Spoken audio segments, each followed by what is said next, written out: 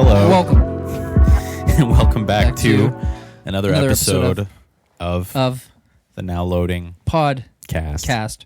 Brought to you by Your sponsors, all the ads on William's computer screen. AJ and Big Justice's podcast. That's right. I'll be AJ. We bring the boom. We bring the boom to you. We bring the boom. No. Yeah, man. They sponsored us. Did they really? Yeah. $2,000 We an got episode. some chicken bakes coming in the mail. 2,000 chicken bakes and double chunk chocolate cookies Wow. each. They'll probably go bad by the time I get through it. I hope so. All right. So it's been a bit. How long has it been? Months, years, weeks, I don't quite recall. It's been an eternity. Mm-hmm. It feels like. I thought it was 6 months, but you corrected me and told me that it was December. It was Christmas time. Someone obviously Something doesn't. about Christmas time. Someone obviously doesn't listen to the podcast. I've listened to it. How much? I've listened to it. That doesn't answer my question. I've listened to every episode that we've recorded. More than once? No. I have. Have you really? Yes. Wow, you're a little narcissistic, aren't you? Well, I drive to work a lot, and I like to listen to it so I can think. You like to listen to your own voice or my voice? Both, Oh, so I can think about how I can do it better and edit it better and whatnot. that makes sense. Yeah, and I think that it's just entertaining. It certainly is. Okay, so today we're going to do a video game console tier list. We're only going to do consoles that we have played or have enough experience on, and we're not going to do handhelds, I don't think. I have played a handheld. I have played a few, yes, but I don't think we're going to include them on this. So we're not going to do the Switch and Switch Lite? Just the Switch. That one I'm going to count as a console because you can plug it into your TV. You can't with the Switch Lite. Exactly. So not the Switch Lite, no. Okay. So you would consider that a handheld? Sure. I think the Switch Lite is worse than the Switch, yeah. Oh, okay. Okay. So let's get into this. First off, what do we got here? I can't see that far. The original Xbox. What do you think about the original Xbox? Well, growing up in Tillsonburg, the street that I lived on, I think two of my friends had original Xbox consoles and I had a GameCube. They loved playing Halo. I know that they would play online together, and I thought that was pretty cool that you could play online with your friends. I mean, as much as I don't like Microsoft or their consoles, I do think that it was pretty ingenious to kind of get the ball rolling early on for competitive online play. Dreamcast did it first. Well, yeah, Dreamcast did do it first, but I do think that Microsoft kind of... They did. They did it better. Yeah, they did it better. There was a much wider audience for it, too. So I think that for me, the Xbox doesn't really resonate with me. It's not something I ever owned or had any desire to own or play. Yeah. The style of games for the console primarily, I know they tried to attract a more mature audience. Wasn't necessarily my bag. So for me, I would probably stick the original Xbox in like a low C tier. Really? Yeah. Fuck. Okay. Interesting. I like the Xbox. I think the OG Xbox and the 360 were pretty good. I don't like from then on up. My brother had an Xbox, and I remember him bringing over Halo and me playing, and he let me borrow it for the night, and I was like addicted to Halo for a long time. They don't. I mean, it's a Western, developed and made console, right? So they don't have like a lot of like the stuff that I like to play. Like they don't have like survival horror games on there. Like not like traditional ones anyways. They don't have like a lot of JRPGs or anything like that. It's a lot of like first person shooters and stuff. But I do think that the Xbox kind of like perfected first person shooters. Like Halo is still to this day a shit ton of fun to play with your friends. I would put it in a B tier. So let's compromise then. Yeah, it's going to go right in the middle. Sure, we'll stick it right in the B tier.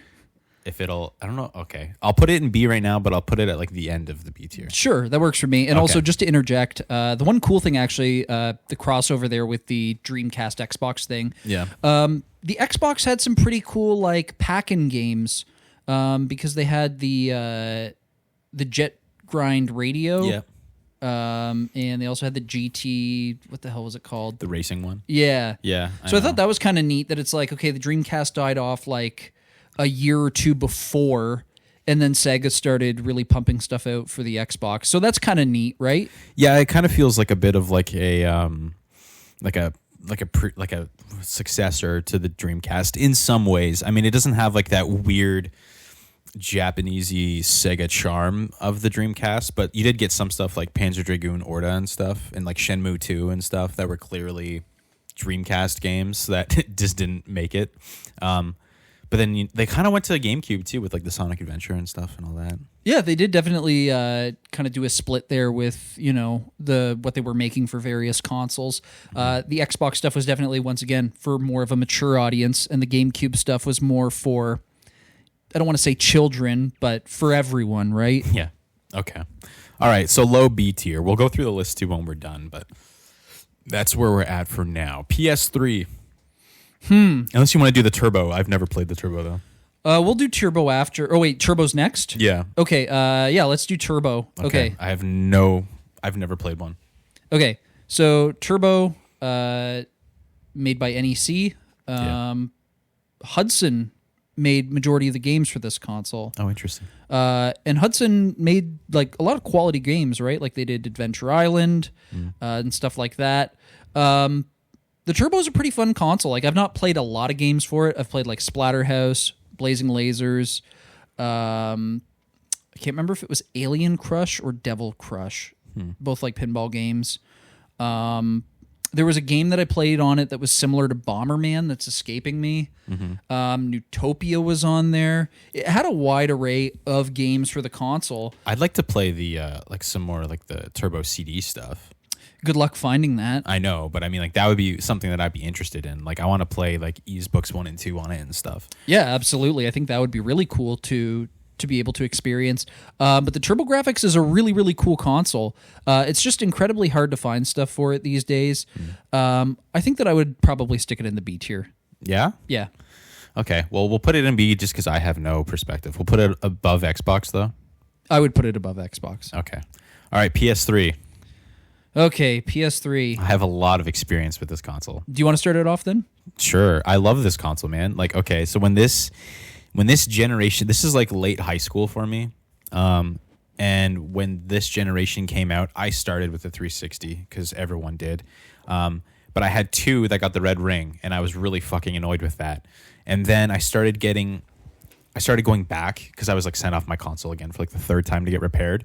And at the time, a buddy of mine gave me the Metal Gear Solid 1, 2, and 3 like combo pack to play because I had nothing else to play. So I hooked my PS2 back up and I started playing that. And he was raving on and on about how good Metal Gear 4 was. And I had never played any of the games in this series at this point. So then I hooked up my PS2 and I played through that and I fell in love with Metal Gear. I was like obsessed with it. So then I was like, well, I'm just going to get a PS3 and get Metal Gear 4 because fuck Xbox. This thing just keeps dying on me. So, I mean, I have a lot of, like, you know, a lot of nostalgia for playing games like playing Metal Gear, Final Fantasy 13, which granted, Final Fantasy 13 isn't my favorite in the series, but going back on it, it's pretty nostalgic. There's lots of other cool RPGs that never were that popular. Like I like playing White Knight Chronicles, which is kind of a weird one. I like playing, what's that other one? Folklore is pretty cool. There's some pretty neat like hidden underground RPGs on there, but then there was also some really good survival horror stuff. Like Dead Space is really freaking cool. I don't know. I think it's a cool console. I like it a lot. I think the fact that it was backwards compatible with the PS1 and well, sort of the PS2 is pretty cool as well. It's just a good library on there. I played a lot. Like my first online gaming was on the PS3 because it was free at the time. So I remember playing Battlefield 2 with like my friends a lot of the time. That was fun. I like it. I'd probably put it in A, personally. So, yeah, I've got some experience with the PS3 as well. Oh, Skyrim? Fuck. Yeah. I played Skyrim on that. Deus Ex, Dishonored. Sorry, list goes on. That's all right.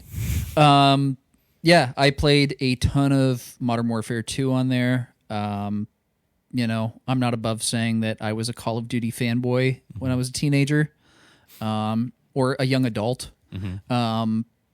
Yeah, I loved playing it. And like you said, there was the free online versus having to buy Xbox Live, which was kind of what swayed me to purchasing the PS3 versus the Xbox 360. The other thing too was I had never owned a Microsoft console. I wasn't really interested in it. I had a PS1 and a PS2 before the PS3, so it was kind of a no-brainer to just stick with Sony. But yeah, Skyrim, Call of Duty. I didn't really play a whole lot outside of that because this was kind of towards the tail end of me actually playing games. There was a number of years where I just had no interest in it and didn't really play anything. So maybe I didn't give the PS3 much of a fair chance since I haven't really delved into what it has to offer. Looking at the library, it looks like there's a ton of crap. There's a large library with a lot of junk. For RPGs, it doesn't look like there's a ton, considering the PS1 and PS2 were both powerhouses for RPGs. Yeah. I feel like with the PS3, it kind of tapers off there. Kind of came back with the PS4. Hopefully it will with the PS5 as well. This was a time, though, man. Like we were talking about it earlier. This was a time when JRPGs and like turn-based combat and all that kind of stuff was just like non-existent. Correct. You are right. No one cared about that at this point, and it was almost like frowned upon if you had a JRPG on your console. That's why everything was going to handhelds like PSP, DS, tons of turn-based RPGs. But people wanted something new with combat, and they just felt like turn-based was too old school. So I mean, any console. I feel like if you're going to talk about a library with a lot of crap on it, the Wii out of this generation would have the most. Absolutely. And once we get to the Wii, we will certainly be talking about that. But there's a lot of like commons that are worth like nothing and aren't that fun. I feel like the mid 2000s to early 2010s, there was just a lot of garbage put out, though. There was, but there's also some good stuff, man. Like I mean, I'm not discrediting the console and saying that it's all garbage. I'm just saying that there is a lot of garbage for this specific era of gaming. For me, though, PS3 probably a C tier. C? Yeah. Fuck off. It's an A, bro. Fuck, okay. We'll compromise and put it in B. Everything is going to go in B then. This is high B tier then. Mid. It's one of my favorites, man. Oh, shit. Well, this is how it works, right? If we have opposing views, it goes straight down the center. I know. Okay. What do we have next? We're just Atari, which I mean, I can put it on here if you want. I did own one. I would like to. Okay. Well, I'm just gonna throw it right here, and we're not even gonna say anything. Into F? Is that what that says? That's trash. Okay. I mean, I don't disagree. It's very antiquated. It's very outdated. When it came out at the time, obviously a revolutionary console, brought home gaming to people's houses. But yeah, trying to play any of these games, even in like when I first started buying, selling, collecting in like the late 2000s, trying to play this stuff felt very antiquated. So, yeah, it's kind of like Elvis records. It's just like this stuff collects dust. Nobody wants it. Yeah. So the only experience I have with this, when I started like getting back into retro collecting, my brother-in-law, bless his heart, was like, hey, I think I'm going to buy Will an Atari and some games because he's getting into retro games. Super thoughtful, very nice, very cool. And at the time, I loved it. I was like, oh, that's so sick. So I plugged it in and I played through all the games in about half an hour. And I was like, this console's kind of shit. And I just did not have fun with it. So then I ended up selling that console and all my games for Sega Saturn, like just straight trade. That's a way better console and a way like a trade that's very favorable for you. Exactly. And I had no experience with the Saturn, so I had no idea what I was getting into. But to me, I just kind of look at it as now Jason got me a Saturn instead of an Atari because I don't really like Atari. It did a lot for the gaming market, but also destroyed the gaming market at the same time. Nintendo kind of saved it again. It did. I mean, it did. I respect it for what it did, and it's important for history, but at the same time, I will never play an Atari. But you know what? It could have been any company. It could have been Nintendo that would have been subject to destroying the gaming market as well. It could have been any company at the time. It was just wrong place, wrong time. Yeah. And wrong games. Yeah, E.T. Yeah. Ruined everything. Anyways, moving on. The Nintendo Switch.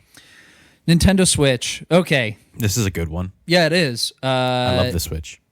I mean, this feels like the first time in a long time that Nintendo made a console for the fans or for the gamers. Mm-hmm. Having all these independent companies able to release proper physical Switch games, just having like a very diverse library. I don't know exactly how many Switch games there are now. I know it's well over 2,000. It's Probably. insane. It's so many Like games. I get so many emails on a weekly basis from Limited Run putting out like 3 releases Yeah. a week, if not more. It's cool though. It's incredible. I think like, obviously the early to like mid to late 90s was like the golden era of gaming. For me, but yeah. this is the closest we've come since with just like what Nintendo's doing these days and whatnot. Like this is probably the best Nintendo console in my opinion since probably like the Super Nintendo. I agree. So I think Switch deserves like S tier. Yes. Okay. Yeah. Yeah, I agree with you. There's just so many games. It's hard to like, because like, yeah, like my favorite generation is like the mid to late 90s.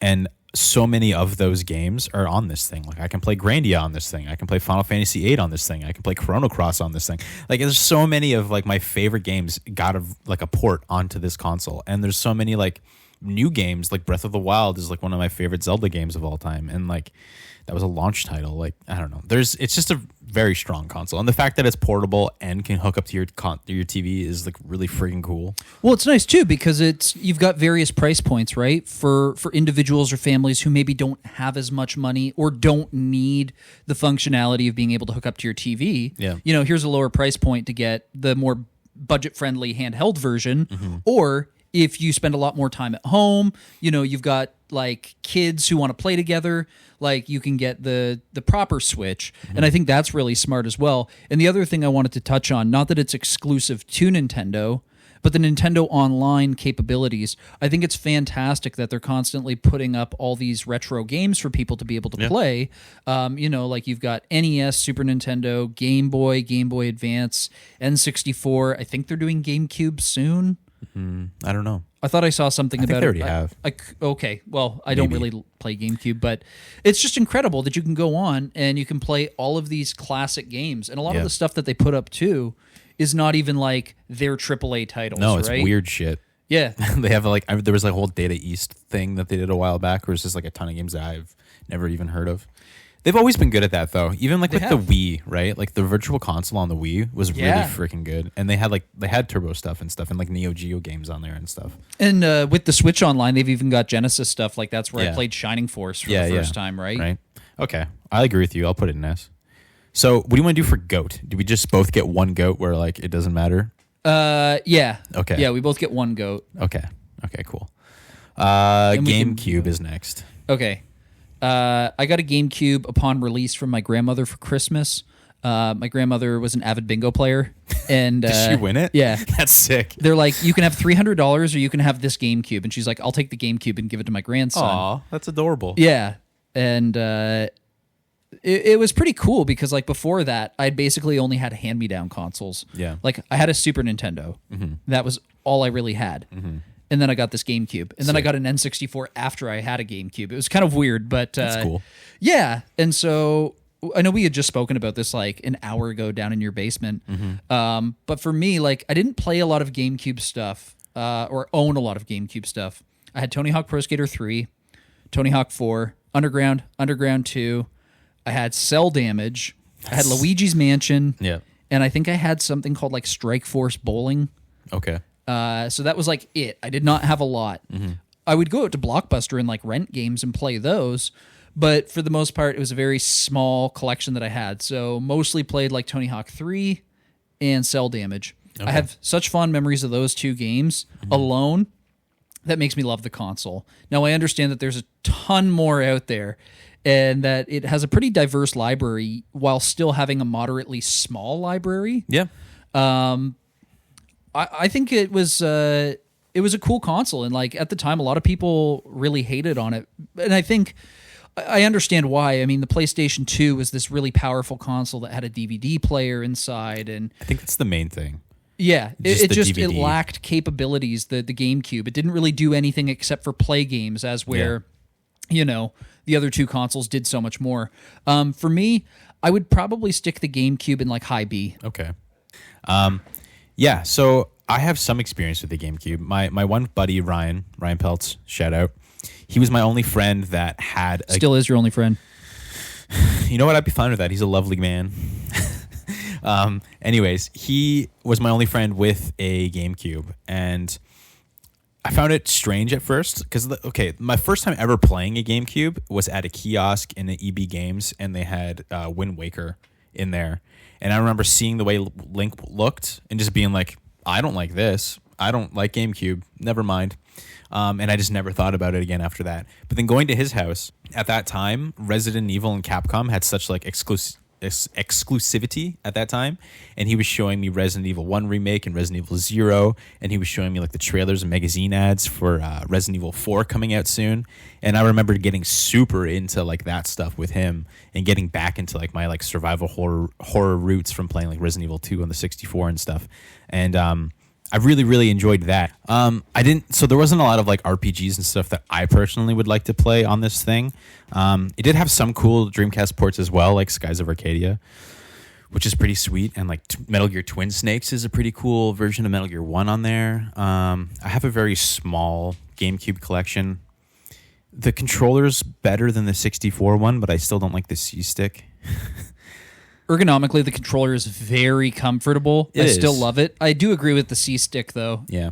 I really like it for Resident Evil 4. I think it's great for that game. And graphically, this console's I'd say it's more powerful than the PS2. It's just the fact that it doesn't have a CD player or a DVD player that kind of is stupid. I don't know. Nintendo's always kind of like, since the 64, been like one thing behind. On the 32-bit stuff, it's like, the Saturn and the PS1 could play CDs. Not the 64, though. Sorry, you go. Okay, and I was just going to say, like, and then in this generation, like, everything can play DVDs, but not the GameCube. And then on the next one, everything's HD, except the Wii.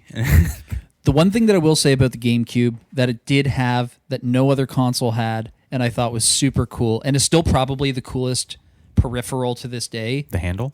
No, the Game Boy player.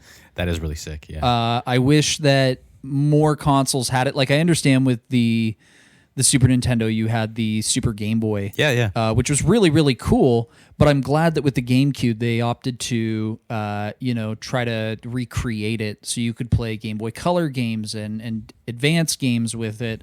Because there's tons of games for those consoles that I'd love to play. Mm-hmm. And someone like myself who doesn't have the best vision, might be easier to play it on a GameCube on a big screen so I can actually see what I'm doing. For sure, yeah. And I just thought that was kind of a genius invention. They kind of did it a little bit with the N64 too, with the Pokemon Stadium thing that goes on the controller. You can put your... Yeah, I guess, but not quite. Not quite as much, but it's cool that like throughout those three consoles, there's a handheld sort of functionality. Absolutely. Yeah, I get that. That's pretty cool. And then I guess like even today with the Switch sort of doing the same thing, kind of. Sort of. I don't know. Anyways. Where are you going to rank it? Where are we? GameCube? I put it in B, but I'd put it below PS3.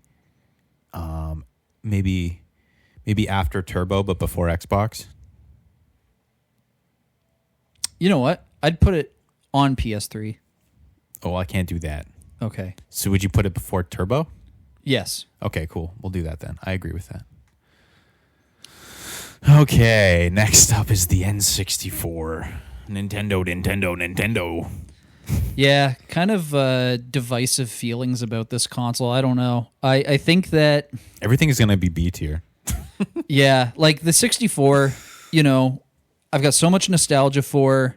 It was like right around the time that like I started playing video games, I guess. Like that's when it was in its peak of popularity. I have so many fond memories of playing the console. I still think that the good games on the console are really good and what contribute to kind of having that strong library. Yep. But there are so many goddamn sports games. There's so many racing games. There's like 10 wrestling games on a console that has less than 300 games. It's insane. I'll say this too. I am a racing game fan, and a lot of the racing games on the 64 are shit. Yes. Except for like Pod Racer. I mean, there's some decent racers. Like I like the Kart. cruising games. I think those are fun. Yeah. I prefer arcadey style racers versus like actual Me too. Simulation racing. But thankfully, the 64 primarily had arcade racers. But yeah, I think that there's just, once again, This is kind of around the time that we started to see a lot of like chaff on consoles with Nintendo was around the 64. A lot of the fighting games suck. Yeah. There's so many of those. But once again, the really, really good games on the console Are really are good. what people remember. And Yeah. that's why they have so much nostalgia for it. So I think that the 64, I'm kind of torn on this because I want to give it a high rating, but at the same time, I know that it's just my rose-colored glasses on. Yeah. I'm probably going to put it in like low A, which I think is me being very generous here. Okay. I'd put it in mid B. Okay, so we're putting it in high B. I would not put this before fucking PS3. It's got to go. God damn it. I really don't think it's Anything you better want to than- say about the 64? I mean, a lot of what I have to say about the 64, we pretty much talked on in the 64 tier list video. I think the controller sucks. I think it's a good multiplayer console. It has a handful of really strong games, but then like a ton of games that I don't particularly care for. But I guess we can put it in high B. I personally would put it in like mid to low B. Yeah, I mean, like I said, I was kind of torn on where to put it, and I really think that this is mostly a lot of my nostalgia coming through here because I personally, like when I'm at home playing video games, I hardly ever want to play the 64. It's Yeah. not something that there's a lot of games that really interest me on it. And like you said, it's a very good like multiplayer console. If you want to get together with a buddy and play GoldenEye or you want to play Mario Kart or whatever, Mario Parties, like it makes sense. But to sit at home alone playing a console, no, not really. The one thing I do want to mention as well here about the 64 is despite its kind of like legacy status, it's still a very easy console to collect for. There's a guy in London here, Jay Bartlett. He recently released a documentary with a gentleman, Rob. It's called Nintendo 64 Quest. And the premise of the documentary was to try and collect the entire Nintendo 64 library in 14 days, I think it was. I'm not going to spoil it, but if you watch the documentary, and sorry, I should also preface this with they mostly only shopped at Ontario-based game stores. With the exception of, I think, Rob going to a swap meet in like Las Vegas. Finding N64 cartridges, even the uncommon and rare ones, still very attainable to this day. And although there are quite a few expensive games, they're still not as expensive as collecting for NES or Super Nintendo or a lot of other consoles. So N64 collecting is still very attainable, and I don't want to use the word easy, but if you're willing to pay the money, you can get the stuff. Yeah. I have a few games that I would sit down and play by myself on this console. I really wanted to try out Goemon. I have it. I still never really played it. I would like to sit down with that one day and go through it. And yeah, there's a few others, but overall, I just feel like from this generation, was it the fifth generation, I think? Fifth or sixth console gen? I don't know. This is probably my least favorite from those three. Like the Saturn, PS1, 64. It's probably my least favorite. In terms of like library? Like everything. Like I don't like the controller as much as the PlayStation or the Saturn one. I don't like the library as much. I don't like the way it looks as much as the other two. I don't know. It's just I think I prefer, and I know that the this audio isn't as good. fair enough. I think that just ever so slightly, I do prefer the N64 controller over the Saturn one. And I know it's a weird thing. Maybe it's just because I haven't used the Saturn one as much. The Saturn Japanese, like the Model 2 for us and the Japanese Model 1 is freaking awesome. I love that controller. It's so good.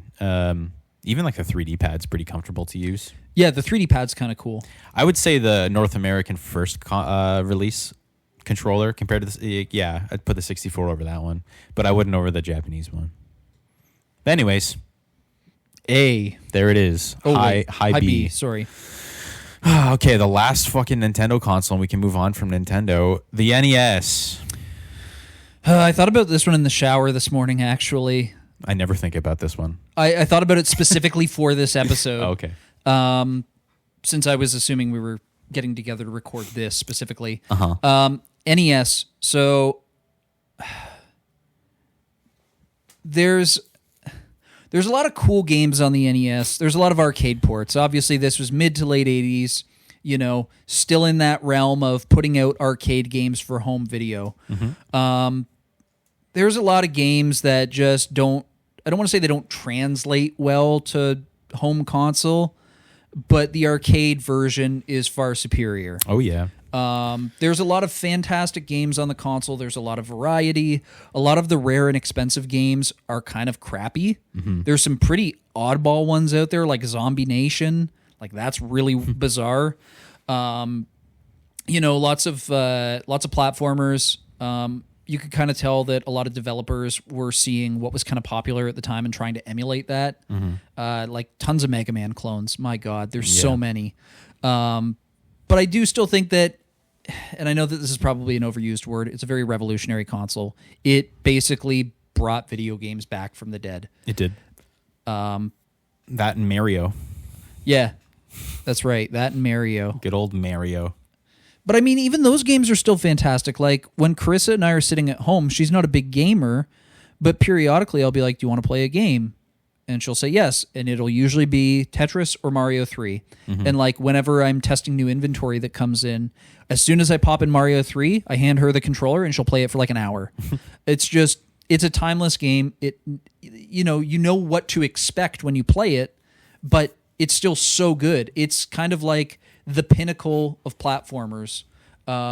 Every other platformer after that, I feel like tried to use that as it set a precedent for what platformers were with Mario 3.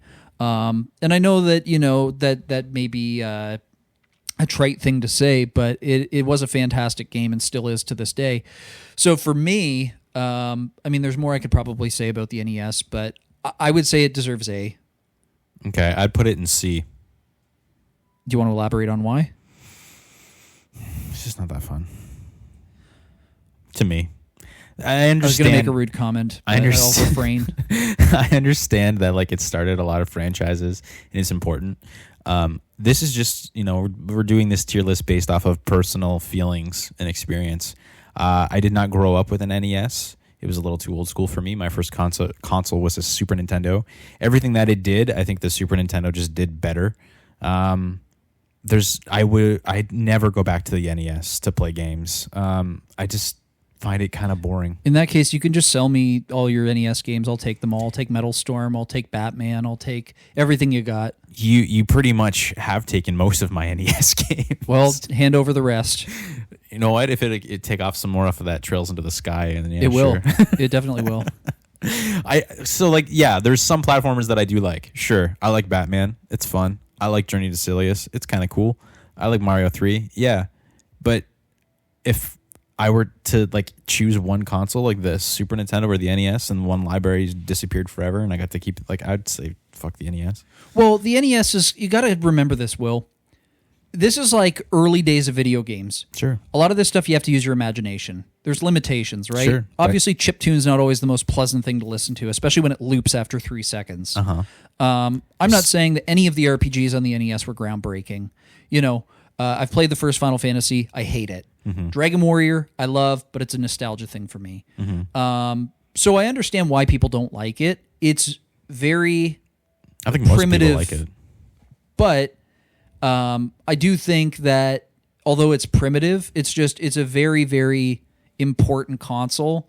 So I can understand why you don't like it, but it's important. Sure. So we'll stick it in mid B, Yep. I think. Yep. Where's it going? Is it going behind GameCube? No.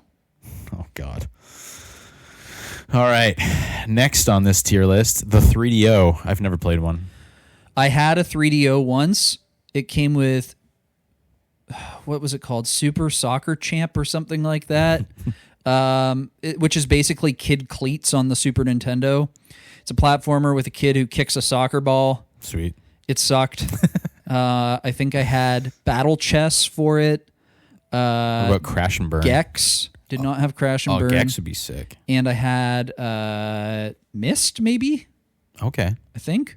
3DO is one of those consoles that, you know what, it fell to the wayside for a reason. Yeah. Don't like FMV stuff. Don't really care for... I love FMV stuff. For me, it's trash, the 3DO.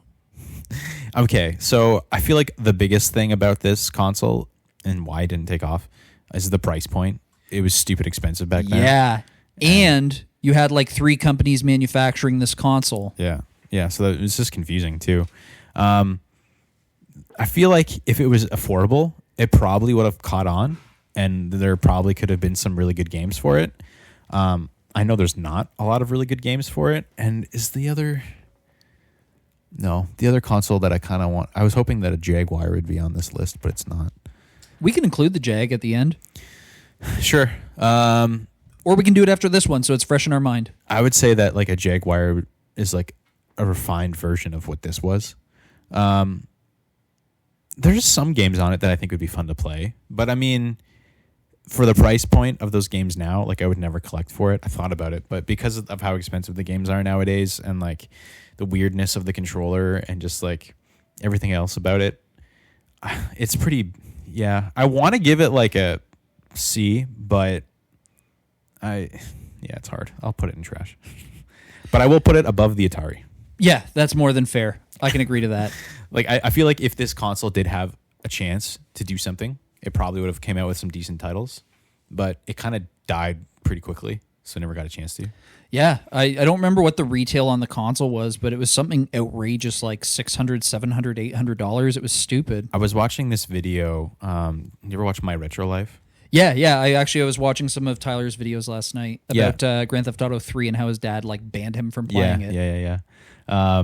He just put out a video on the 3DO, and he talked about the equivalent of how much I think it was like $700 back in the mid 90s, and today that like relates to like $1,200 to $1,500. Yeah, it was insane. It was like all these other consoles that were out there were a third the price. Yeah. Then you've got this unknown console that's manufactured by like Panasonic, Gold Star, and there was another company that made one. Yeah, I forget, but Philips, right? They did the CDI. I don't know if they did a version of this as well, but right. Yeah. So I mean, it's a weird one. Trash is fine. Okay, Sega Genesis. Did you want to do the Jaguar, or throw the Jaguar in right here while it's still fresh in our mind? I'd put the Jaguar above this. I'd put it at like high C. I played one once. I thought the graphics looked nice because it's a cartridge. Everything runs really smoothly. There's like a nice frame rate to it. It does platforming in 2D games like really well. The controller felt fine. I mean, I never used the big stupid number pad, but like for the 3 buttons and the D-pad, like that felt fine. I wouldn't mind playing some games on it, like Gex and like Alien vs Predator and stuff. I played Bubsy on it, which was fun. I put it in a C. I don't think it's like great by any means, but I also think it was a console that didn't have a lot of time or like, people supporting it to make good games, but it had the potential to. I have not played a Jaguar since 2010. Yeah. And the only game I remember playing on it was Cybermorph. The only thing I can really remember was the game was not like it was memorable enough to remember playing it, but the controller, that's what I remember, was just this anomaly of a device in my hand with all these buttons. It looked like a phone. Yeah. And I was like, this is awful. The 3 buttons in the D-pad are fine though. Yeah, it's such an odd layout for a controller. Personally, I would probably, the Jaguar does have an interesting library, that's for sure. Yeah. I would probably stick it in D tier though. So we can put it at the end of C if you want. Sure. Yeah, that's a console where if it was just affordable, I would probably collect it. But because like finding games, like every game that you find for it's like $50 and up, like it's just not worth it. And it was the last Atari console as well. Yeah. Came out in 93, I think? Something like that. Yeah. I think it went to 95. Like, I don't know. And it had a CD attachment too. Good luck finding that. Much like the Turbo CD, these things are very, very, very expensive and very hard to find. Like, I bought a copy of Alien Crush or Devil's Crush. Once again, I can't remember which. I think it was Alien Crush off a guy in London last year. Yeah. And he asked me if I had any interest in a Turbo CD. And I was like, no, thank you. Because I think he was asking like $750 for it. Yeah. And I mean, although it's super cool and you never ever see them, when am I ever going to come across games for that console? And do I even want to shell out the money to acquire those games? Like, it's the same reason why I sold you or traded you my CDX. I mean, a little bit different, but Sega CD just pretty similar. We'll touch on that when the time comes. Yeah. There's no Sega CD on this, so we'll Let's do Sega CD now then. well, while we it's can here. throw it in with the Genesis. Okay, do you want to do Genesis first and then CD? I think we should just do it all as one. No, they're two separate consoles. They're barely two separate. They're two separate consoles. I can't do them together. I'm sorry. All right, fine. Let's do Genesis. All right, I'll start. I'll start on the Genesis. I'll start. All stars. Okay. Anyways, I did not have a Genesis growing up. This was a console that I did play a lot though. Growing up, it was always like the console that like other people had. It's because Will's dad said only poor kids play Genesis. Here's a Super Nintendo. Stop talking about my dad. So, what the fuck? What are you talking about? You're an asshole. No, the Genesis was like the cheaper one of the two, I'm pretty sure. But yeah, like my friend Travis had Genesis, my cousin Rob had a Genesis, my buddy Chris had a Genesis. So I played them a lot growing up, and I always thought they were fun to play. I liked Sonic. Comparing it, it's one of those things now though where like I wouldn't ever really go back to this console because all the best games for the Genesis are in so many like different collections. Like the library has been like hoard out to so many different platforms that it kind of makes this console like just irrelevant. Like if I wanted to play Phantasy Star 4, I'd play it on my PS3 or my Switch. Like I'm not going to dig out my Sega Genesis and play it on that. And there's not many games that I would. I mean, like maybe if I had like a Crusader of Senti or something. But even then I played that on my Vita. Oh, please play again. Oh, you lost your roll up the rim? I did. Fantastic. So this is like, and I mean, the controller's kind of nice. I like the 6-button one a lot.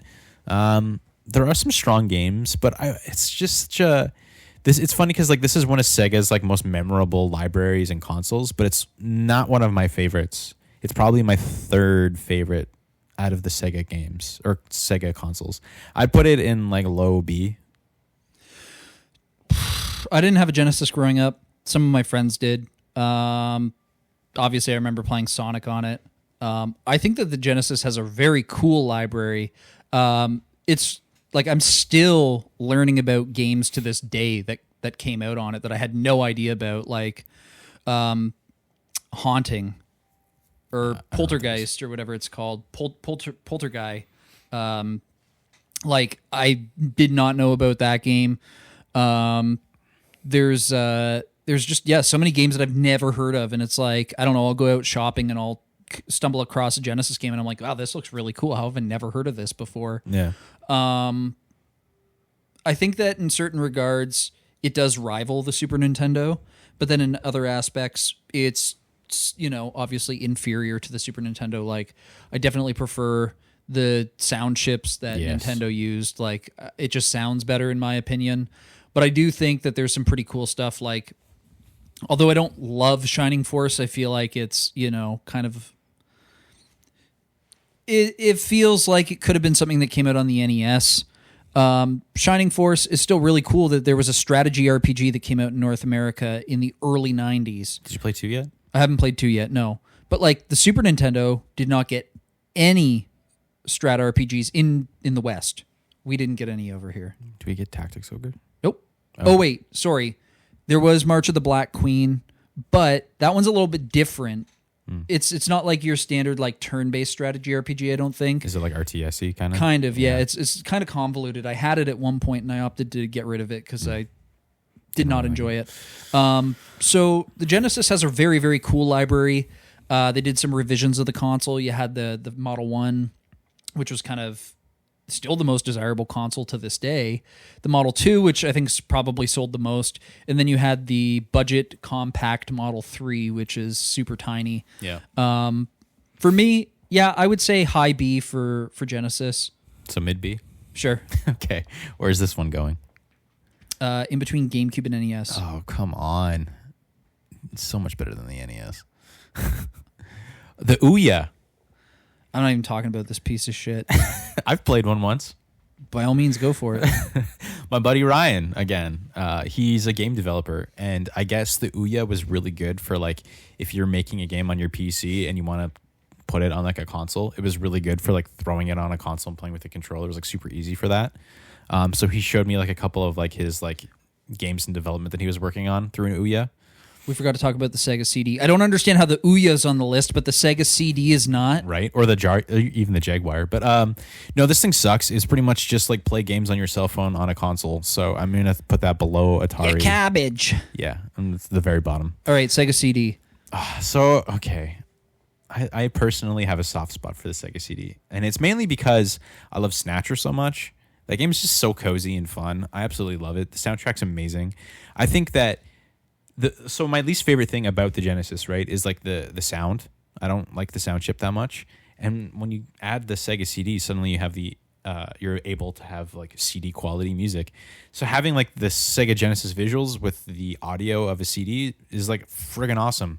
There wasn't a lot of games for it, so that kind of sucks.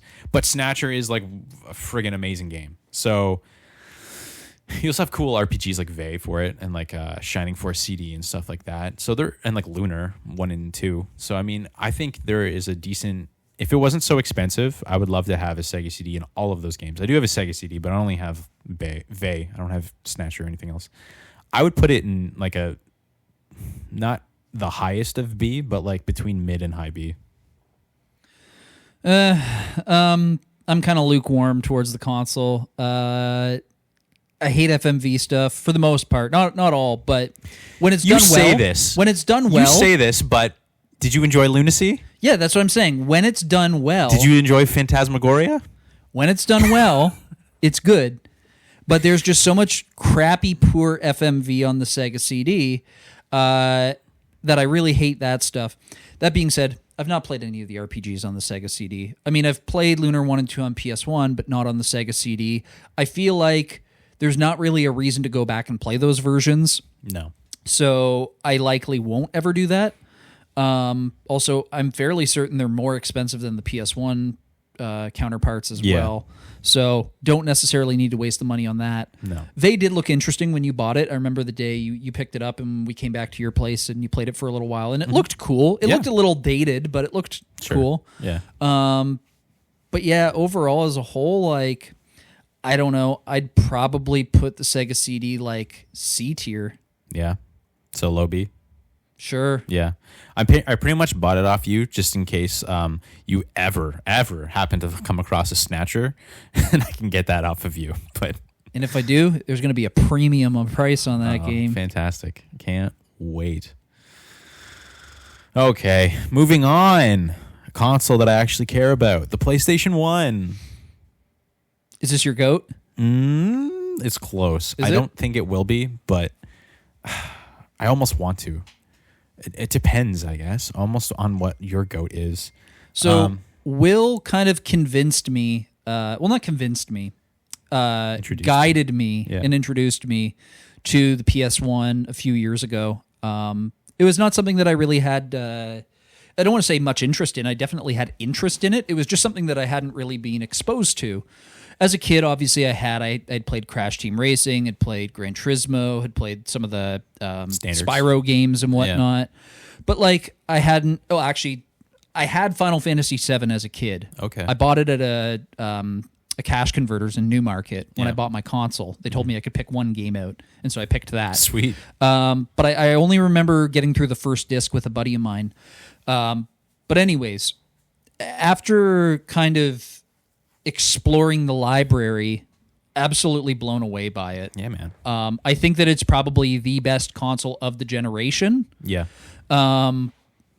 Just incredible stuff. Like lately, I've been enamored by Elemental Gearbolt. Like I've been watching gameplay on that, and it looks incredible. Yeah, like the music is great. The cutscenes are really cool. I mean, light gun games, not necessarily my jam, but I really want to play it just so I can experience it. So many fantastic, critically acclaimed RPGs came out on the console. Oh yeah. I don't know. It was PlayStation in their prime, even though it was their first console, right? Like, yeah. For me, it's a no-brainer to go into S tier. Mm-hmm. So I don't know if you have anything you want to say. I'm sure you do. This will probably be my GOAT. I love the PlayStation, dude. There's so many fucking RPGs on it. Like, the Super Nintendo did a really good job at introducing the West to JRPGs and starting that format and that formula. But the PlayStation fucking perfected it, dude. Like, I love There's so many games. Like I just fucking Lunar, Final Fantasy, Chrono Cross, Legend of Dragoon, Kudelka, Suikoden 1 and 2, Wild Arms, Breath of Fire, like Mega Man Legends. And then you can go into survival horror games, Parasite Eve, Resident Evil, fucking Silent Hill. Like there's just so many amazing games. It's one of my favorite collections. It's one I always go back to. I love the PS1. I think you owe Nintendo a thank you for not entertaining Square when they wanted Nintendo to go disc-based for the 64 so they could release Final Fantasy VII, because who knows what would have transpired if Nintendo did do that and cater to their whims. Mm-hmm. Would the PlayStation 1 have still been a powerhouse? Well, I don't think the PlayStation would have came out if Nintendo was a disc-based console. Yeah, you're right, actually, because I guess Nintendo and Sony were in works to do something together, right? Yeah. They were doing like this CD attachment for the SNES. And then I assume Square and all those other companies would have just continued to make shit for Nintendo. So thank you, Nintendo, for your biggest stupid. blunder. It's just one of my favorite consoles, dude. It's got like a bit of everything, and even stuff like light gun games. Like it's not something I grew up with or really enjoyed playing, but it's something I'm getting into nowadays, and I still really like to play. One episode I would love to do one day is a Saturn versus PS1 episode, which I know the PlayStation is probably going to win it anyways. It's just kind of to showcase that the Saturn has a strong enough library to hold its own. But even some games that are like stronger on the Saturn, like racing games, I would say is better on the Saturn, or like fighting games. The PlayStation had some really solid ones too. Like Ridge Racer Type 4 is an amazing racing game. It's super arcadey. The drift mechanics feel awesome. There's some really good 2D fighters on this console too, like all the Street Fighter games. Like, yeah, I don't know. This is S tier for me. The other thing I want to touch on real quick, this is kind of a silly thing to even mention. Holding a PlayStation game in your hand just feels good. They used like a weighted case, right? Especially the double disc one. Yeah, they just feel nice. Yeah. And I know that like Dreamcast games came out in like a dual case as well, but they just don't feel the same as PlayStation cases. I don't know what it is. They feel nice. Yeah, I mean some Dreamcast ones do. Like Grandia 2 feels good when you hold it. But Grandia, that's another RPG I didn't talk about. I fucking love Grandia. Yeah, it's S tier for me. I'm gonna put it above Switch too, because to me it's just. I think it belongs above the Switch. Yeah, that's where I would put it. Okay. Oh wait, no, wait. This is my GOAT, right? Oh yeah, sorry. Yeah, you chose that as your GOAT. Yeah. I can agree to that. I mean, I don't have a say, but I can agree to it. Okay. Dreamcast. Dreamcast is a console that I don't have nearly as much experience with as you. I love this console. I mean, so good. It was the top contender on the market for 1 month back in 1998. I think it was like September of 98. It was the best-selling console. That's cool. And then I think PlayStation, or maybe it was 99 or something, because like PlayStation 2 was coming out, and then immediately just interest dropped in the Dreamcast. Totally. And this was the last Sega console. Yeah. Once again, since I don't have enough experience with it, I know the library. I think the library is cool. It feels like this was like Sega once again, continuing doing like arcadey type games. Yeah. After with the Sega CD and the Saturn, I feel like they kind of shied away from the arcadey aspect a bit. Not the Saturn. A little bit. You had the light gun games like Virtua Cop, and you had the racing games like Daytona and Sega I guess Rally where I was thinking was more wheel. so like RPGs and whatnot. Like the Saturn definitely had a lot of those, but like with the Dreamcast, I feel like they really, really honed in on arcadey type games. They pretty much took the guts of like their arcades and just put it in a console. And I think it's sweet. I also really like the VMU. Yeah, I think the so VMU cool. is super cool. And Yeah. I like that they were able to like customize it as well. Like there was different color VMUs. Yeah. You had this little interactive screen showing you what game you were playing and whatnot. Sometimes you would interact with your game too. Like if you were playing Resident Evil, in Resident Evil you have like a little life bar thing that shows up on the VMU. It tells you if you're fine, good, or like in danger. Like stuff like that's just really interactive and fun. It is really cool. So for me, having not had a ton of experience with the Dreamcast, but really appreciating what Sega did, I would probably put it in like low A. Oh, that's cool. Okay, I would put it in high A. So we'll put it in A. Just a couple other things I want to say about it. Like, I personally really love the graphics of this thing. I mean, like going from seeing games like Final Fantasy 9 on the PS1, which looked great, but then suddenly seeing Soul Calibur for the Dreamcast, it was like, whoa, what the hell? This thing is on like an entirely different level. And then there's some other really just did everything pretty good. It had some good solid RPGs. It had some great arcade games. It was a good multiplayer console. This was kind of like the N64 for this generation in a way. Like multiplayer games like Power Stone was kind of like the Smash Brothers for the time. There's some really good racing games. Like Hydro Thunder is a really good multiplayer game. Power Stone was a game that you showed me. Yeah. And I really enjoyed. And generally, I don't really love a lot of like fighting games, but that game brought some really, really cool elements. And like, it's a really fun game. Sorry. Good RPGs too, though. I mean, like Skies of Arcadia and Grandia 2 are like some fantastic RPGs. People still make games for the console, which is fun. Like, I don't know how much they do anymore, but I mean, like Pure Solar was a game that came out in like the early 2010s, like 2012 or 13 or something like that. And like that game is really freaking cool too. And the Seaman game? Caution Seaman? Yeah. That's a weird one. But I mean, like Sega, this was like also like it captured the spirit of like Sega's weirdness really well too. The controller's comfortable too. I like it. I think the D-pad kind of sucks, but everything else is pretty good. They had the fishing rod attachment. Yeah. Before the Wii. Yeah. It's sick. I think the console also visually, I love the way it looks.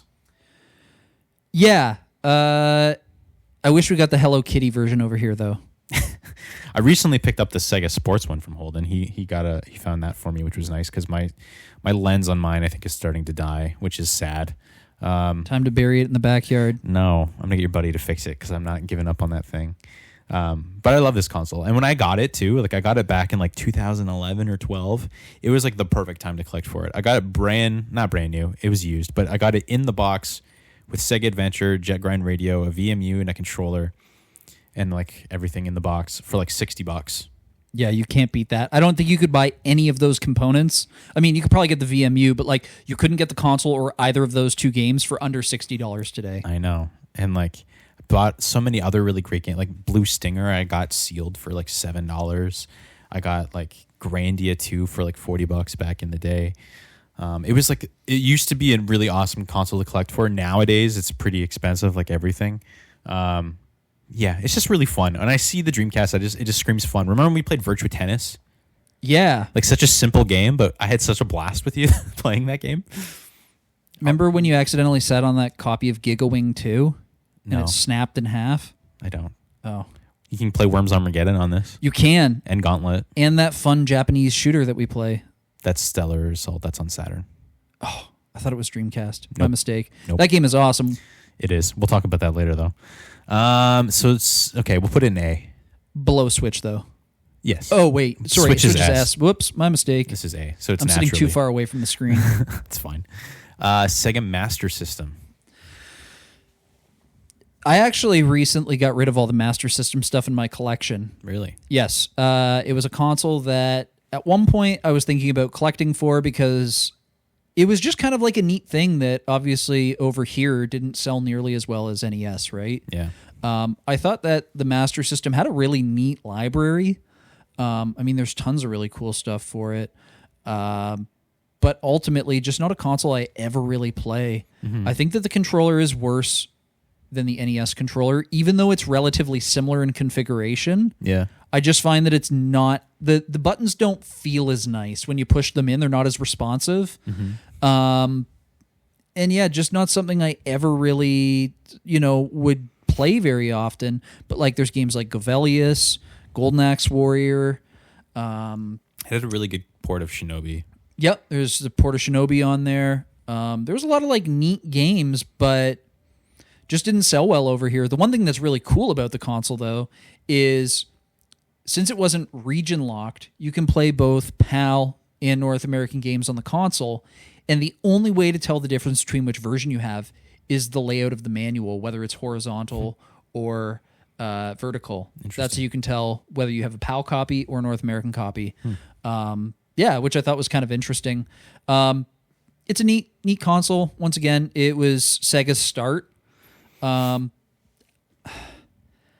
probably put it like low B. Okay. Maybe high C, actually. High C, I think. Okay. So I don't have much experience with this console. I never owned one. I've never even played one, honestly. I've just seen a lot of games for it. I think if I were a kid in the 80s, I would prefer this over an NES just because visually it looks a lot better. Do you agree? No? Yes and no. It depends on the game, depends on the title. I think I prefer the color palette on the NES over the Sega Master System, but I do think that the visuals overall probably look a tad better on the Master System. I mean, if you're just to compare something like Dragon Warrior to Phantasy Star, right? Yeah. I mean, Phantasy once Star again, looks better. Yeah, Phantasy Star looks a bit better. Yeah, I don't know. Personally, Shittier game though. I don't know. Maybe Dragon Warrior 4 is better than Phantasy Star, but I don't know if I were to compare. I don't want to press open to open a fucking chest. I want to just. I don't even want to play Phantasy Star. All right, we're not getting into that again. But anyways, I would put this above NES for me personally, but like just. I put it in like mid to bottom B. Okay, so we can agree on low B. Okay, above Xbox or no? I would say no. I would say no. All right, we'll throw it there. Yes, the Sega Saturn. Okay, so this is like a huge soft spot one for me. I fucking love the Saturn, and I was debating between this and the PS1 for my GOAT. You already used up your GOAT. I know, but this is the Saturn.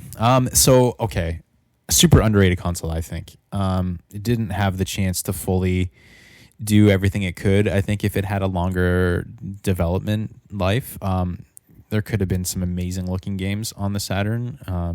One of the best consoles from this generation for 2D games. Massive library within like the Japanese library. And a really good, strong community to get into for nowadays, because there's constantly new translations and just like ports coming out for it all the time, and like the community is just very strong for the Saturn. So I think it's fun to play and get into nowadays, especially. And like the really, really good freaking translations, like added English voice acting and stuff like that. And like people are making like people made bulk slash compatible with the dual stick thing, which wasn't even a thing before. It's just a really cool console to get into nowadays. It has some strong titles in almost every genre. It has some really strong survival horror stuff, strong RPGs, strong racers, strong arcade style games. It doesn't have strong sport games, I guess, but I don't really care about that. But not the biggest library and kind of expensive to collect for, but one of my favorites.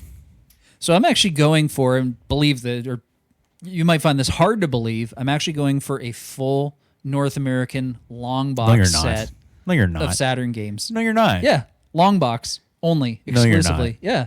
Really? Yeah. Since when? Every game is a long box. Yeah, I know. Yeah, it was a joke, and it went over your head. I thought you were saying you're going for a full set of North American Yeah, games? the joke was every game comes in a long box, so I thought you were going to be like, oh, I've never heard of that before. Or, wow, every game comes in a long box. Anyways. I still don't get it. Whatever. No, Saturn's a really cool console. I mean, obviously, you know, the band I play in was named after the console itself, so... yeah, it's a really neat console. Cool library that I haven't really been exposed to, because once again, the games are very expensive and hard to come across. I've played Shining the Holy Ark, and I really like Dungeon Crawlers, and I thought it was a very good game.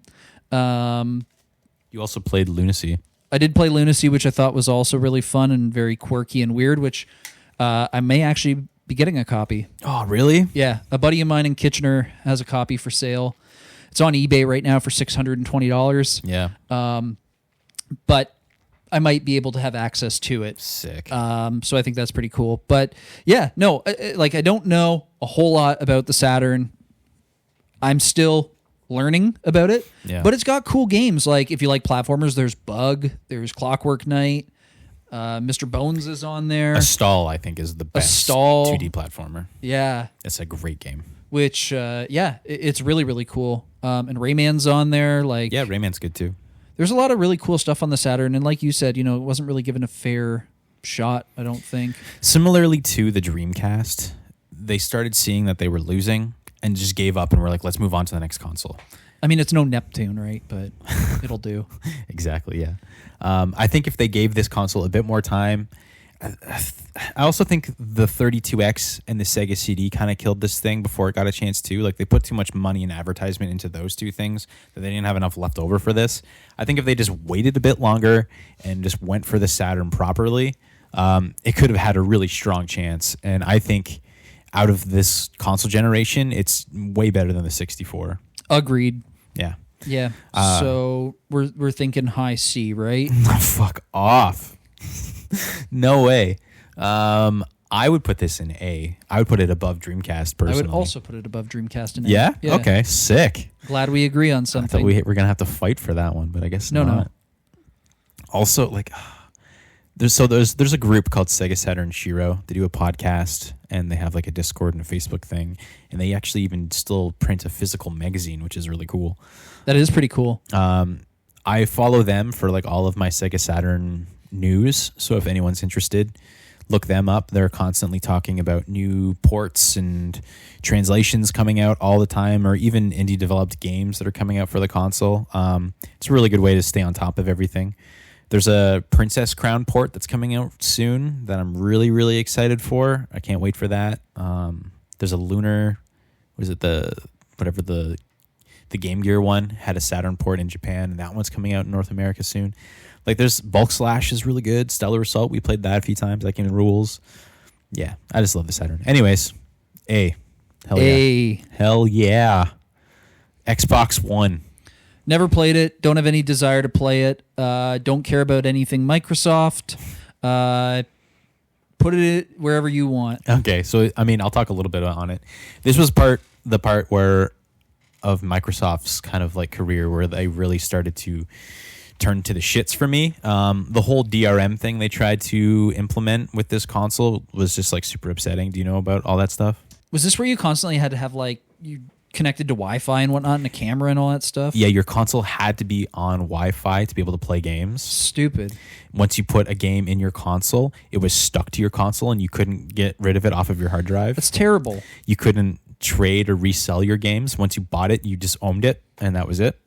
That's ridiculous. Like, do these companies not understand that, years down the line, there kind of needs to be a secondary market for this sort of stuff? I know, right? It was just, they were going to throw in so many restrictions that I was just like, fuck these guys. That when the PS4 came out and Sony was kind of mocking them about it, where they were like, here's how you trade games with your friends on PS4. And it was just a guy handing another guy a case, and he was like, thanks. Like, that was fucking sick. And then right before the console came out, they were like, all right, never mind, it's all gone. And they just like put at the console like a normal console. And then I think that's initially what killed them, because they have not been doing well since the 360. I mean, it's very evident with Microsoft that, they are really shifting towards digital only. I mean, very, very evident with the Series X and S. I think it's Game the Pass. S that's the doesn't have a disk drive in it or whatever. Yeah. But like, yeah, it's evident that they kind of want to move to like digital only platform. And I'm sure that since they're Microsoft, like having a digital footprint and still having access to these games years down the road will be relatively easy. Yeah. So there is a preservation aspect of it, but it's just like there's a lot of collectors out there and people who play who don't want and detest digital only. They want physical, tangible. They can hold it in their hands. They can bring it over to a friend's house and show them and play it, right? Mm-hmm. So I think that's one of the downsides of Microsoft. But for as many people out there who love tangible physical, there's a ton of people who don't care and just want to play the game. And so they're fine with digital only. Yeah. So I don't know. I'm sure that they've found their target demographic, but someone like myself, I have absolutely no interest in anything Xbox. Mm-hmm. That's another thing I want to say too. Also with Xbox, probably the worst naming scheme in existence. I don't fucking get it. They're like, here's the Xbox, then the 360. Like, okay, what's next? The 540? They go, no, the Xbox One. Okay, and then the Xbox Series X. Doesn't make any sense. Like, what? Yeah, it's pretty stupid. But I mean, are we really that surprised? I don't know. It's just kind of stupid. The best thing I'll say about it, a really nice controller. I've honestly like the it's been more than a few times, but every time I've played Xbox, I don't really like the way it sits in my hands. Now maybe it's because I've got, moderately stubby fingers, but like it's not that comfortable to me. I'd rather play a PlayStation controller. Interesting. They feel much nicer to me. My girlfriend Franny, she has a Series S because she just wanted to play The Sims and was going to buy a PC. And I was like, you don't need a whole PC to play The Sims. Just get an Xbox. And she's been enjoying it. She's not a physical collector, but she does like to play single player games a lot. So she's playing Metaphor. She's playing Fallout 4 right now. She's played The Sims on it. It's perfect for someone like her who's just like casually playing games. But for like a hardcore collector or just a hardcore gamer in general, I don't really see the point of it. I would put it D.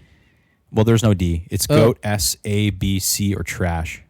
Why is there no D tier? I don't know. This is a weird list. We didn't create this. This was pre-made by Found it somebody. online. We can throw it in C. No.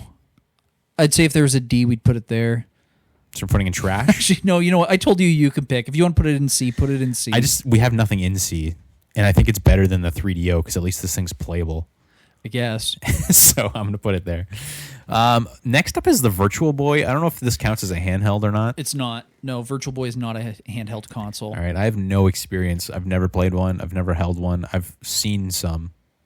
I've owned two. One. Yeah, so I've owned two in my life. You can talk about it. I've played a few games on them, mostly Mario Tennis since that was the pack-in.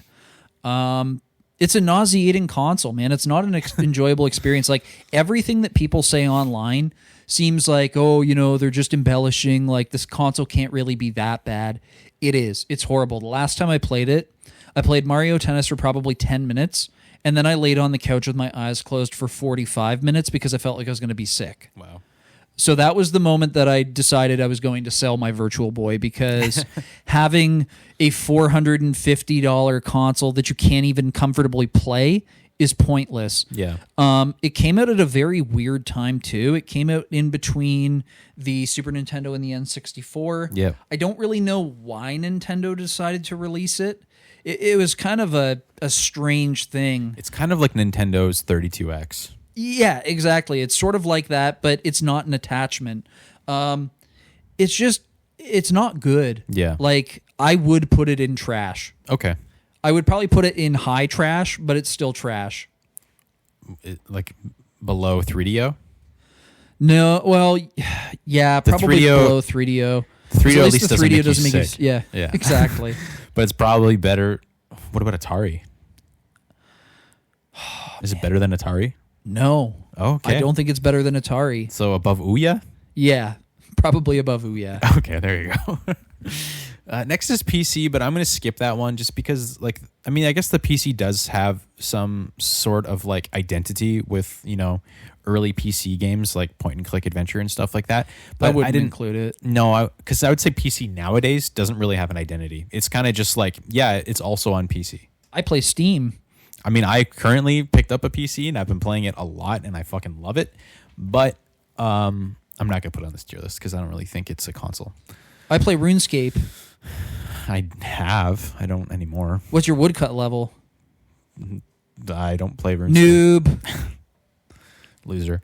Okay, next up is the Wii U. God, there's so many crappy consoles in a row. Wii U started off very strong when it was first announced. Again, pretty though, impressive. Late to the show.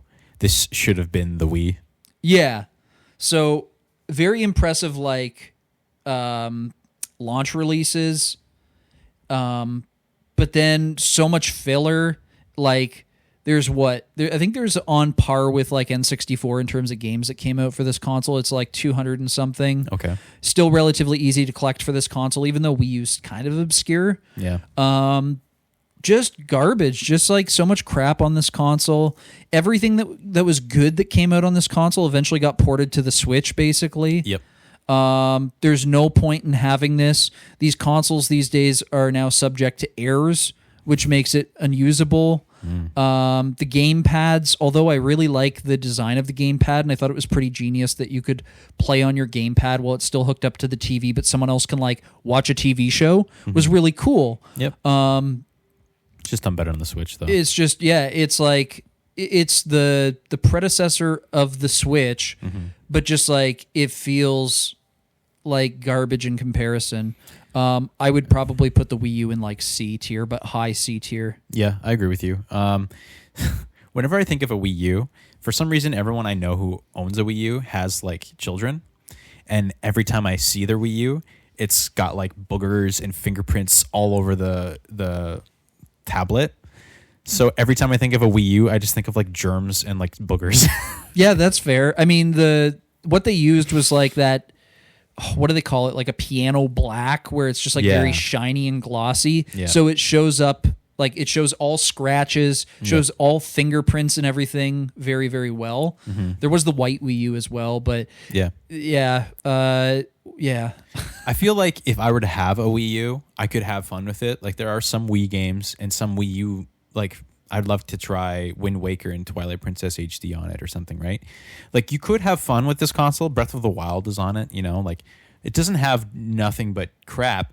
I just feel like it's too late to the party in terms of like finally we get a Nintendo HD console. Like what took so long? And by the time it came out, everyone was getting ready for the PS4 and the Xbox One. That like when they're like, look, here's Assassin's Creed 3, that game that came out 4 years ago that's on our console now. It's just like everyone's like, whatever. So they kind of shot themselves in the foot with this one. I will put it in high C, above the Xbox One. fantastic. All right. The SNES. Goat. I figured. Yep, nothing but goat for the Super Nintendo. I mean, second console I owned. My parents did get me an NES. You peeked the shit out of your Sorry. microphone doing that.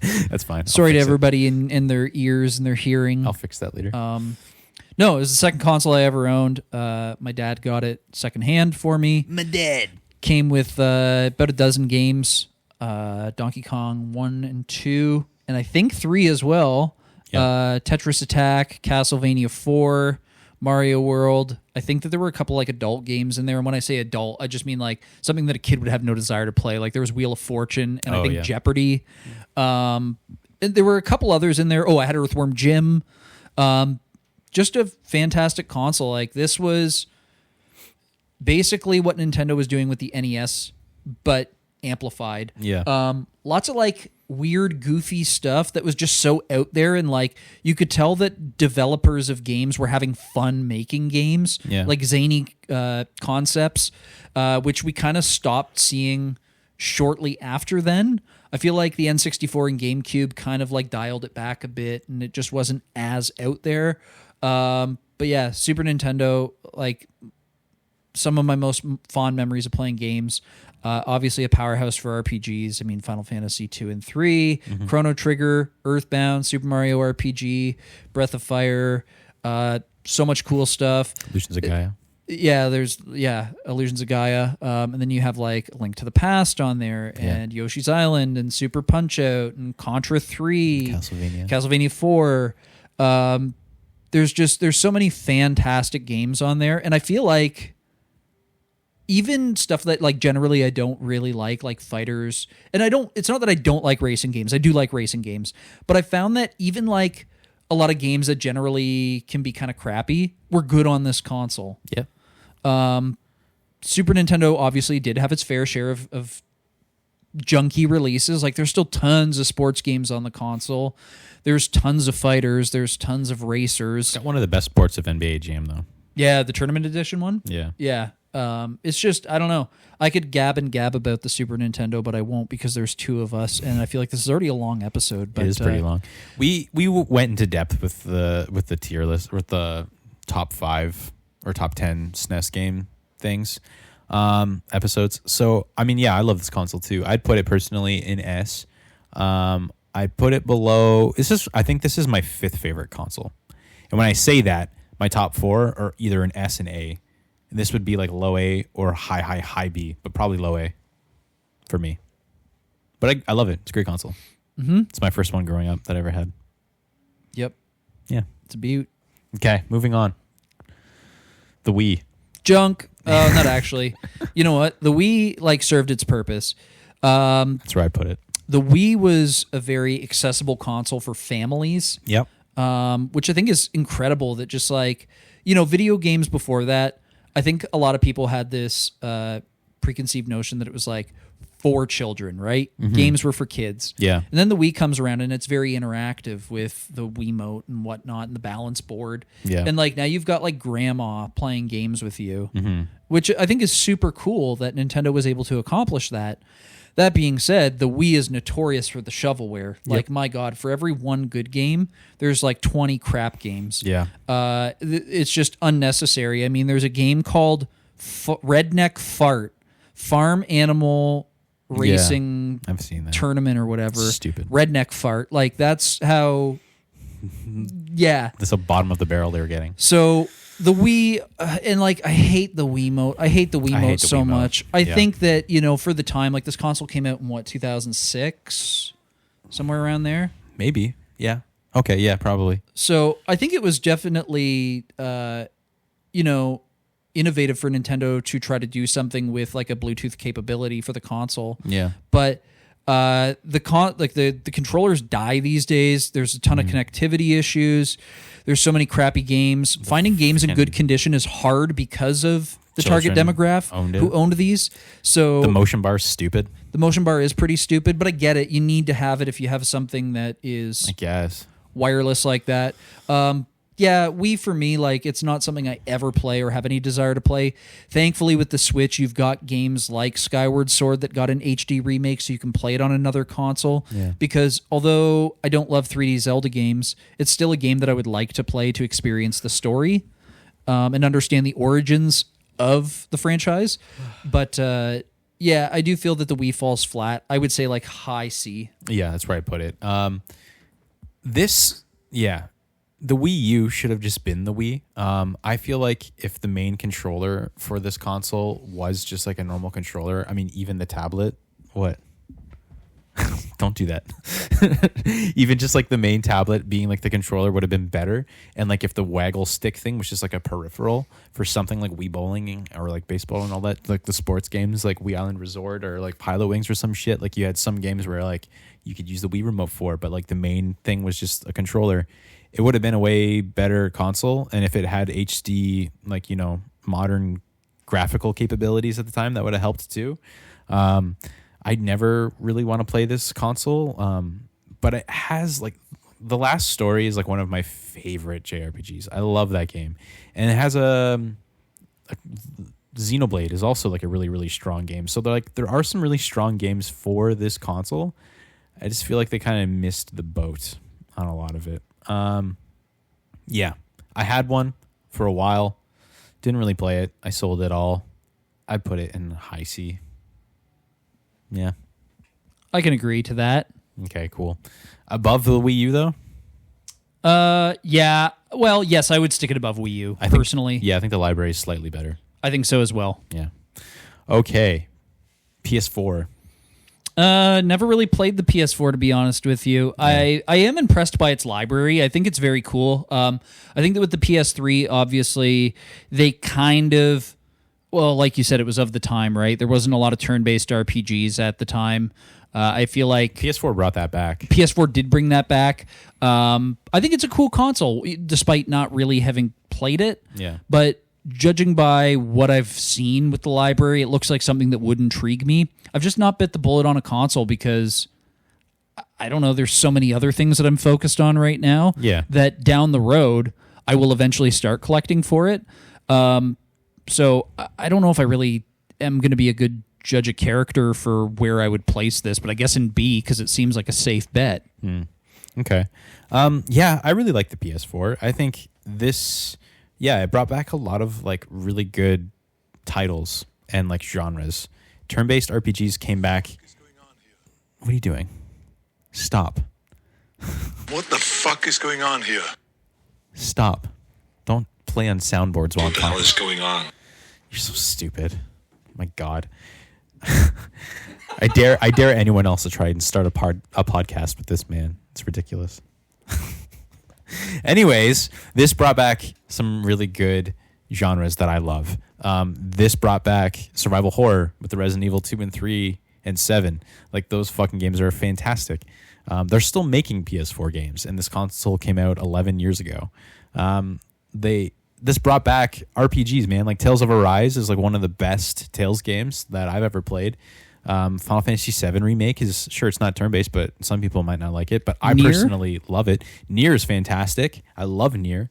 Like it just kind of brought back the Japanesey vibe, because during the PS3 and 360, everything went like Western RPG. Everything was like Fallout, Skyrim. Dragon Quest 11. Dragon Quest 11 is on this console. Yes, it is, and that's a very, very good game. This console was great, man. I think it did what the PS3 did well, and then it also brought back the Japanese kind of like library, which is pretty cool. One of my bigger libraries is PS4, because there's just so much for it. And it's still affordable to collect for the most part. It is. And I would say, though, nowadays, it's almost like irrelevant, because your PS5 can play all your PS4 games. So owning a PS4 doesn't really make sense unless you just have no intentions of playing any PS5 games. I think the controller, this is the first time Sony made any changes to the controller since like the PS1. And I think all the changes they made were good. Like they made the handles longer so it fits your hands better. And I like the way it looks weird, but I like the way the triggers kind of curl up a little bit, because it helps. The PS3, my fingers would slip off of the triggers a lot. How's the connectivity with the controller? Because I know with the PS3, it's kind of similar to the Wii, where the controllers die a lot these days, or just cease to function. So my PS4, I've never had any issues with my PS4. That's fantastic. Yeah, it had the weird little pad that no one used. I think it's a great. I would put this in A personally. I put it below Dreamcast, like low A. Let's stick it in A. Okay, I think it's solid. All right, next I think you're solid. I think you're lying. Next is the Xbox 360. This is a funny console. I just want to talk about this a little bit. So there are some. This is a console that Microsoft really wanted to make popular in Japan. So they got like some pretty interesting exclusive RPGs for it. Stuff like Blue Dragon, The Last Remnant, Infinite Undiscovery, Lost Odyssey, you know. Pretty interesting games that are only exclusive to this console for the most part. And I like a lot of those games personally. I think they're really cool. This still did things like Halo and made it better. Like Halo 3 and ODST and all that stuff were really good. This also had some of the worst Halo games like Halo 4 and stuff. It was around for a really long time. The first batch of these consoles were shit. The Red Ring of Death was so annoying and frustrating to deal with as like a consumer. They perfected it in the later cycle of this console's life. I think the later editions of the 360 are really strong. Why was Halo 4 so bad? Was Master Chef not in it? I'm gonna put a cricket sound there because your jokes are really bad. I like them. I don't care. If anybody else laughs, that's great. But if you don't, that's fine too. Is that a genuine question, or do you... No, I was just being an idiot. Okay. Sorry, did I... Shut up. This console, I feel like it had a better controller than the PS3, I think. So playing games, like I was huge into like the Skate games. Playing Skate on this was far better than playing it on the PS3, personally. Graphically, it looked about the same as the PS3. I think the PS3 was a more solid, better console overall. But I don't mind this console. I think if you get a later end 360, you got a pretty solid console there that can play a lot of stuff. I like that it's backwards compatible for the most part with the original Xbox.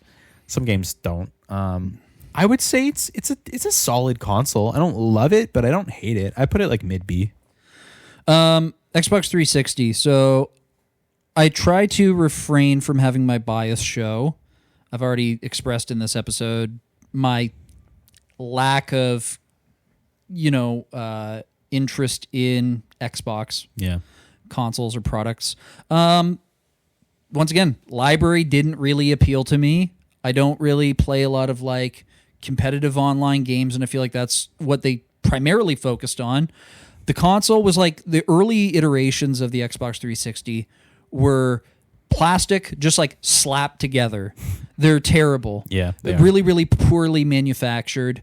Obviously, you touched on the Red Ring issue, which is like inevitable with all early consoles. That's what made me switch to the PS3 mainly. The big hard drive attachment was unnecessary. Here's a 20 gig hard drive that's like a quarter the size of the console. They also perfected that with the newer ones, Yes, too. they did. You can just like take the little piece out and put Correct. the new one in. That's so much better. I thought that was unnecessary. Yeah. There were some cool like collector's editions of the console. Like the Halo one was pretty cool, where it was like the army green and orange. I think they did a Resident Evil one that was like red, which Yeah. is like pretty sleek looking. Gears of War one, I think, too. Yeah.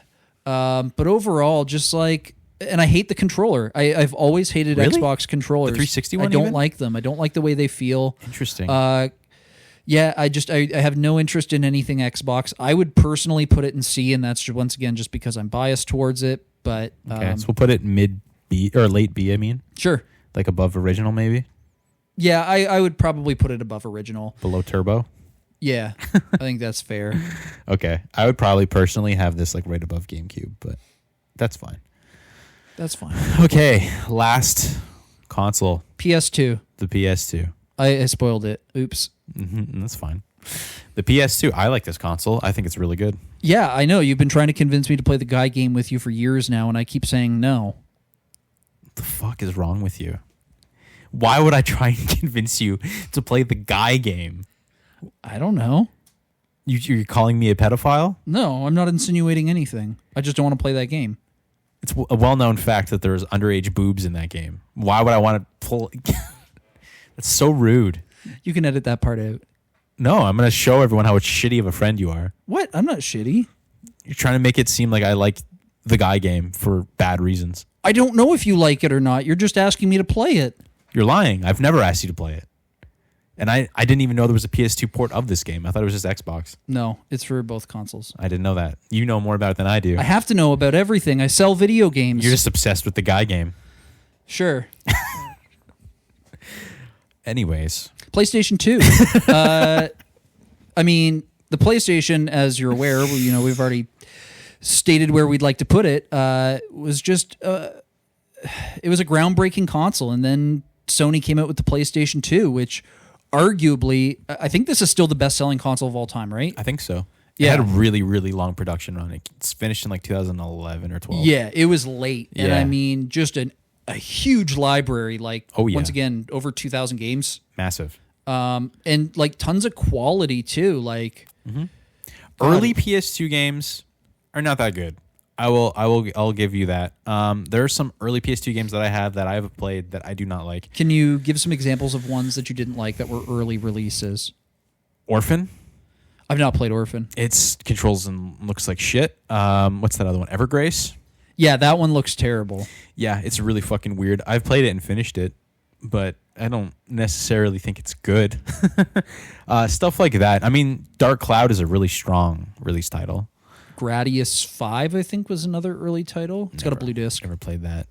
ATV Off-Road Fury 2. I did play that. 3. This console had a lot of ports and it had a lot of games and it had a DVD player, which was revolutionary for the time. This Final Fantasy X is one of my favorite games of all fucking time, and this console gave that to me, so I'm forever grateful for that. The backwards compatibility, really freaking cool. Solid library, solid games. I do think, though, that overall the PS1 has a slightly better library. Well, it's more condensed as well, right? It's more fine-tuned. Yeah. But the PS2 did, well, It's actually, got a very strong one as well, though. both PS1 and PS2 started off like a lot of pretty prolific franchises. Like for PS2, you had God of War, right? Yeah. Like that was massive. I played all my Tony Hawk games on this console, too.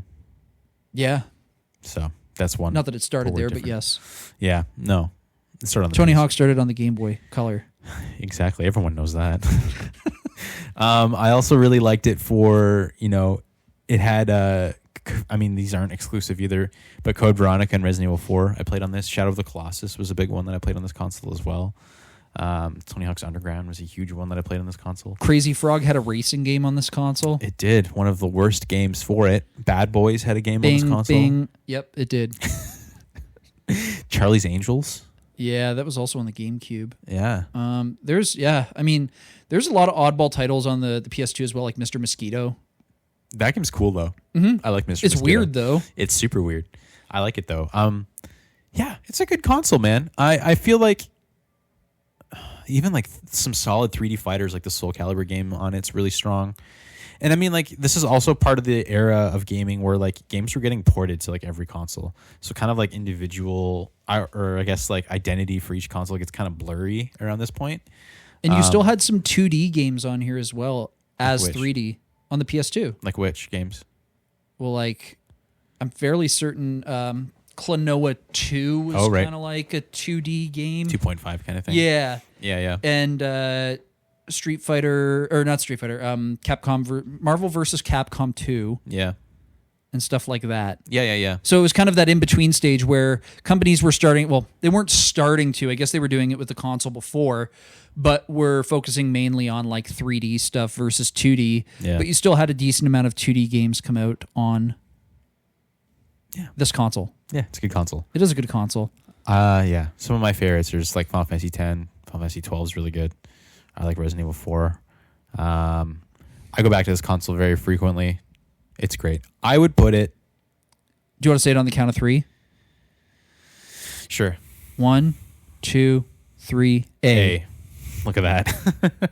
Easy. I would put... Where, though, are you going to put it? Okay, what do we have in A so far? We have Saturn, then Dreamcast, then PS4. I'd put it above Dreamcast, but below Saturn.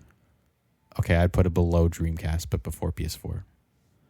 Do you want to do a thumb war over it or rock, paper, scissors? Ready? I'm not holding your hand yet. Rock, paper, scissors. Shoot.